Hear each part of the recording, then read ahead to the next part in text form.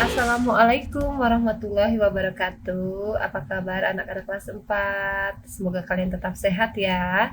Hari ini bertemu Bu Ika, kita akan belajar PLH dan tema kali ini adalah sampah di sekitar kita. Sebelum dimulai, mari kita bersama-sama berdoa. Semoga kegiatan hari ini diberikan kelancaran dan kemudahan. Bismillahirrahmanirrahim. Kita lanjut ya, anak-anak. Sebenarnya permasalahan sampah di Kota Bandung itu adalah masalah yang cukup penting ya, karena setiap harinya itu di Kota Bandung itu sampah bisa mencapai 1.500 ton per hari. Bayangkan dikalikan sebulan tuh sampai berapa ton ya. Nah, masyarakat Kota Bandung pun menghasilkan sampah kira-kira 0,6 kg per orang. Dan truk-truk pengangkut sampah membuang residu ke tempat pembuangan akhir atau TPA itu sebanyak 240 hingga 260 truk per hari, atau setara dengan 1.200 sampai dengan 1.400 ton per hari yang dibuang ke TPA Sarimukti. Betapa besarnya jumlah sampah yang ada di Kota Bandung ini ya. Nah, untuk itu kita lihat lagi ini secara umum di Indonesia ya.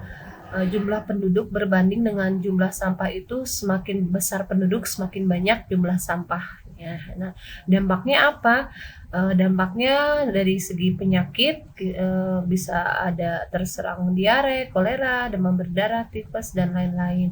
Selain itu juga dampaknya bagi bumi, udara menjadi tercemar, bencana alam, banjir, kebakaran ya, global warming dan juga lainnya ya. Ini dikarenakan apa? Produksi sampah masyarakat yang semakin hari semakin meningkat.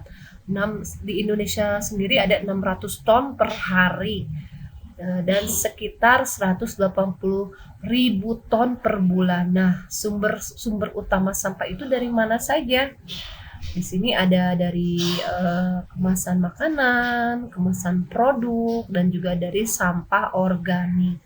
Nah, untuk itu kita lihat nih beberapa sampah ternyata ada yang sampai tidak bisa dihancurkan ya.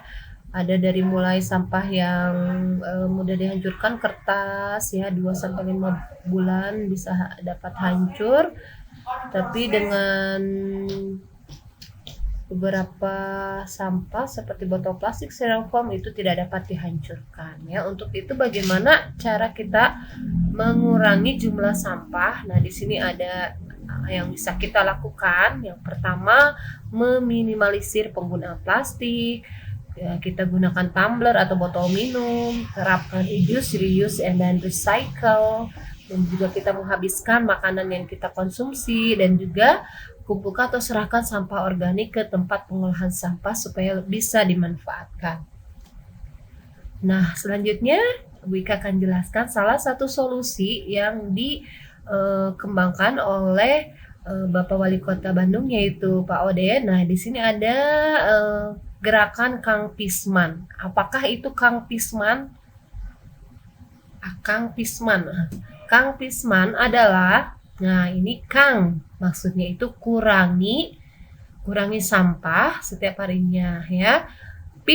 Pisahkan sampah ya, kita bisa membeda-bedakan jenis sampah. Dan man itu manfaatkan kembali sampah yang sudah ada. Yang pertama kita akan mulai dari kurangi. Dengan cara apa? Ya, mengurangi penggunaan kantong plastik, styrofoam ya. Terus kita juga bisa menggunakan kembali barang-barang yang masih bisa digunakan, membawa kantong belanja atau botol dan tempat makan ketika berpergian, dan kita makan dan minum secukupnya ya. Pisahkan itu maksudnya kita membedakan sampah, bisa dibagi 3 jenis. Yang pertama, sampah sisa makanan. ditempatkan di tempat sampah yang tertutup. Yang kedua itu kertas, kaleng, gelas, botol plastik bisa ditempatkan di kardus. Dan yang ketiga itu sampah lainnya ya, seperti itu ada kaca ya, baterai ya, benda-benda lainnya. Nah, selanjutnya manfaatkan ya, kita bisa memilah sampah dari yang satu jenis sampah satu, sisa makanan kita bisa membuat sebagai biopori, kompos ya. Dan untuk sampah jenis kedua kita bisa jadikan